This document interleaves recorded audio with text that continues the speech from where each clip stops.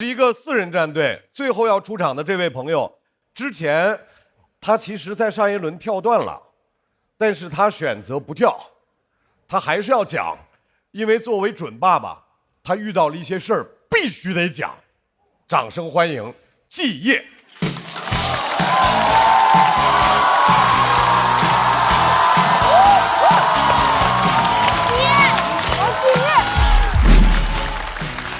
嗨，大家好，我是季烨，你们好吗？谢谢。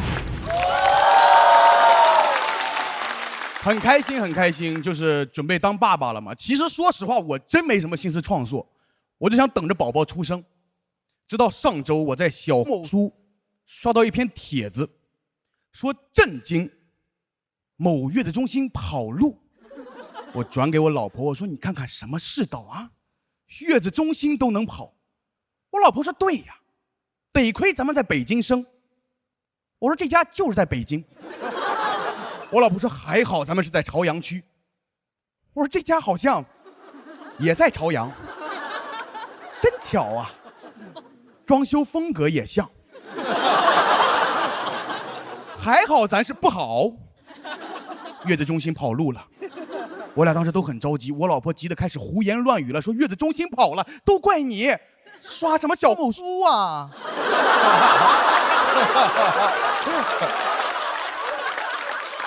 不要紧张，不要紧张，我当时也做了错事，我当时赶紧给月子中心打电话，接电话的是位女士，很温柔，说您拨打的电话已关机。朋友们，人在受到刺激之后啊，大脑是会自我欺骗的。我觉得应该是没电了，因为座机呀很容易没电。我又给那个店长打电话，幸好没有关机，是空号。Sorry， the number is there， 是空号。等我赶到的时候，人去楼空，月子中心已经去中心化了。当时他们走得很急，墙上还挂着那个金牌月嫂的照片。我说这个金牌不会是短跑金牌吧？我一共交了35000块钱。本来想让孩子赢在起跑线，孩子没起跑，起跑线先跑了。大家想笑可以笑出来，我已经失去月子中心，我不能再失去你们了。但很幸运，很幸运，我在接待处的那个手推车上发现了3包纸尿裤，很贴心啊，一定是怕我眼睛尿尿。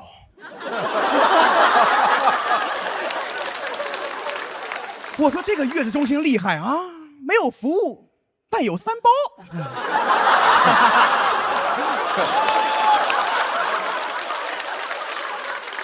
其实当时挺后悔的，因为我当时就是被那些销售的话术给蒙蔽了。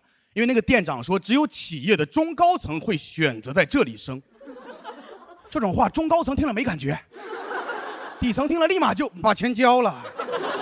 交完钱当天就给我拉了那个对接群，群名叫至尊豪华 VIP 专属待产群。感觉我们要生一张披萨。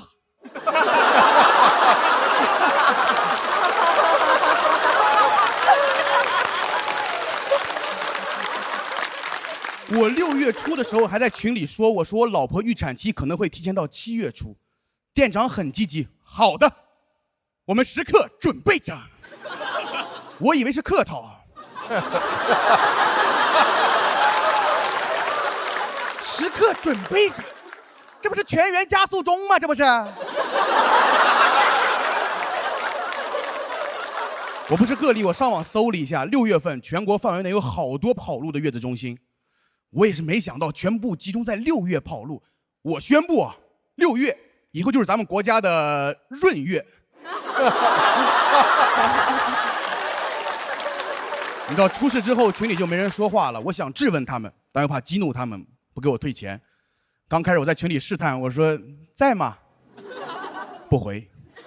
我说你们真的要离开吗？不回。发红包领了。不回。那个群现在是我的文件传输助手。现在我彻底放飞了，我天天在群里发语音骚扰他们。我模仿岳云鹏，我说还会再见面吗？月子再见面你得还我钱呀！月子，月子！疯了，这是真疯了，崩溃了。同行听了我的遭遇之后很同情，说：“哎，你小子又要有素材了。”我宁愿没有这个素材，我一个人倒霉就可以了，家人是无辜的呀。哎，有时候真的感觉命运帮我把妻子、段子和月子组成了一个不可能三角。有段子，妻子就没月子；有月子，比赛我就没段子。但我没得选，为了比赛，我只能写段子，是吧？遇上骗子，写点段子，给你们找点乐子，然后接点广子，圈点园子，才能养活这一家子。这一切的一切都是为了孩子。如果这是春晚，咱们现在应该包饺子。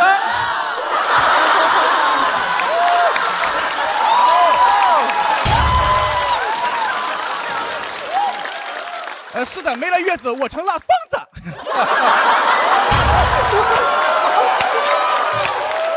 大家放心，大家放心，大家放心。就在昨天，我们找到了新的月子中心。我老婆的状态也是很稳定的。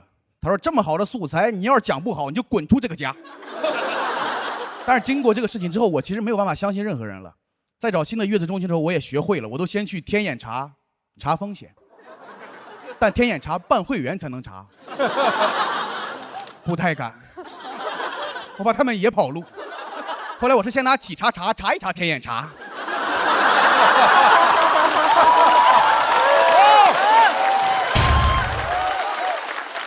你知道这个事儿不光影响我，我更害怕影响孩子。一个孩子还没有出生，他就经历了暴雷，说以后就叫雷震子吧。咱们胎教第一课反诈啊！我觉得孩子生下来屁股上都会有胎记，我一看，哦吼，96110，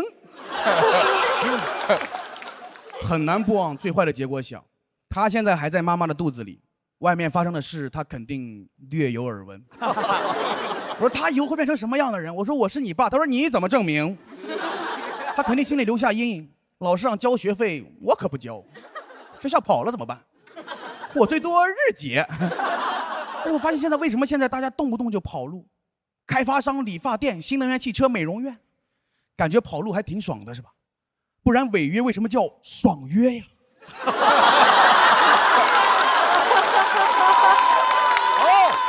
哎，我真的觉得世界就是一个巨大的张博洋。给不了解的解释一下，张博洋是我们脱口秀行业知名的跑男。都在跑，你怎么防啊？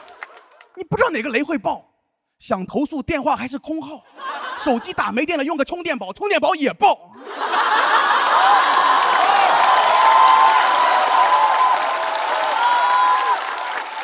我说这个充电宝上没有3C， 但我心里有无数个 C 呀。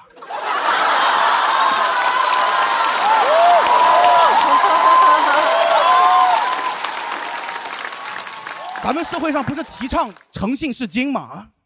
我觉得金子没有诚信贵。你看金子现在900多一克，诚信你给我上了一克。现在诚信价格太高了，3万5我都没买到，我诚信不起了。我想咱们能不能把诚信的价格给打下来啊？以后诚信就不是金，诚信是铁，诚信是钢。不说实话我憋得慌。最后我想说点实话。截至目前，月子中心还没有退我钱。我真心的希望月子中心的老板下半子你能平安顺遂。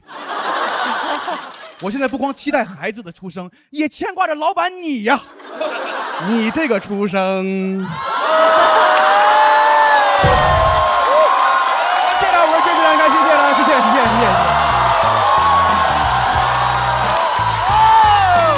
孩子得有情绪呀。难接，大王难接。这能3个呀？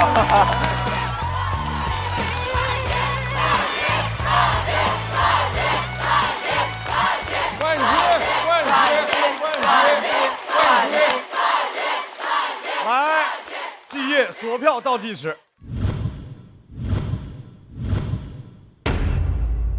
来，再次掌声送给季业。瑞瑞怎么办呀？你看看你，知道当基业在这块演的特疯的时候，你知道大老师来了句啥？拍着自己的腿说：“哎呀，瑞瑞的这个命啊！”又怎么了？但是他忘别人呀，这个是忘铺啊，这是忘别人啊，太厉害了。大家很激动，激动的都站了起来。罗老师很激动，咣咣凿桌子。基业今天实在太牛了，这个本子实在太好了。对。还有，我提醒大家一下，他上次呢讲的不怎么样，但是因为跟对了队友，本来是能跳段的，不用讲这场。但他一个即将当父亲的这种灵魂就崇高起来了，然后他觉得我不能占了队友的便宜跳段，然后他坚持要讲这个，才让他讲的。是这样的。是这样的，没有开玩笑，其实跟老师说的差不多，其实就是，当时第一组比完之后，罗老师说，因为我当时组里票最低的，罗老师说，那他是不是应该被淘汰，或者大概这个意思的话，罗老师可能说的会更友善一些。因为我去年罗老师给我发了很长的一段，他看了我299那段，有很长的一段话，我感觉其实我，参加了2季，9轮，我一直没有配得上你那个夸奖，所以其实你今儿说一句你佩服我，我已经很满意。但是你真的让我特别佩服，对，肃然起敬，谢谢。哦，我以为就会听到一个讲太太怀孕，然后有一些辛苦，然后吐槽一些月子中心，完全没有想到，完全没有想到。当时那个月子中心跑路的时候，我也和您说的一样，完全没有想到。练，谢谢。特别是到后来，我以为要结束，我以为该结束了，谁能想到又翻起来，又能讲到还能够跟当下完全的连在一起，什么充电宝，就是完全触达我们的内心。对，最后还能以送祝福的方式结束啊，特别解气，特别解气。我们这个维权群里有好几十个家庭，我觉得拿这个词说他都是轻的，我觉得真是太讨厌了，哎呀！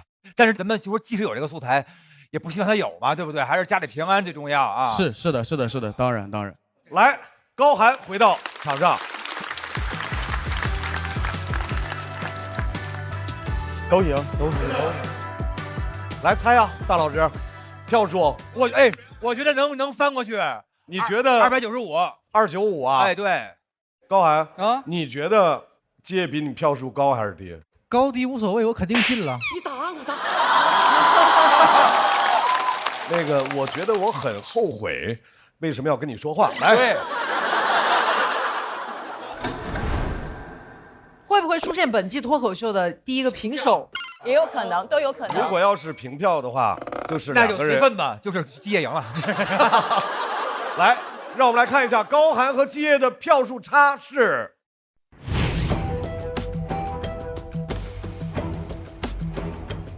295.6，95.6吧。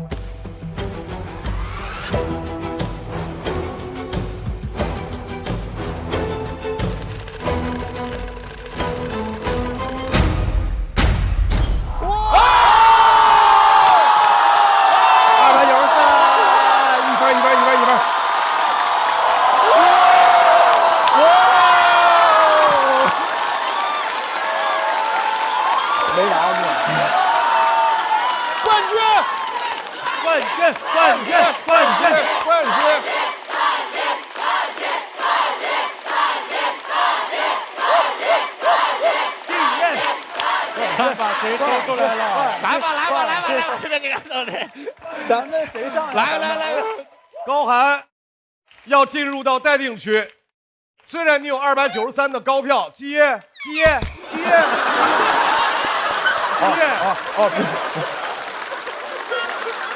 他干什么去了？他上这坐着去了，他又没把我们广子放眼里呀。基业，我想问你一下，人就这么快就能飘吗？直接上去了啊，对啊，基业呀！哎呀，我脑子里冠军的奖杯都在我手里了，拿着吧。对不起，我真懵了，你这几步，我跟你说，你真的迈出了冠军的步伐。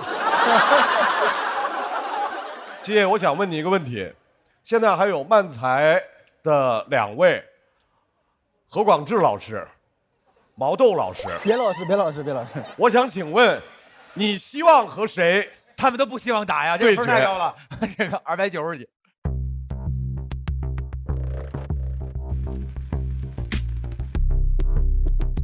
所以你挑的人是？我挑的人就是漫才兄弟。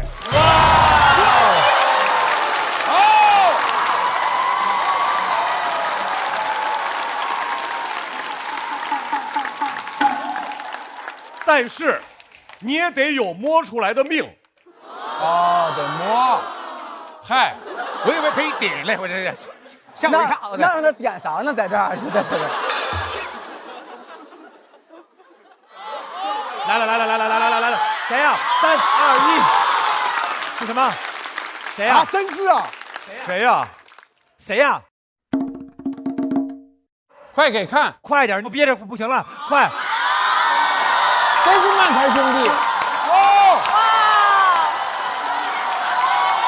漫才。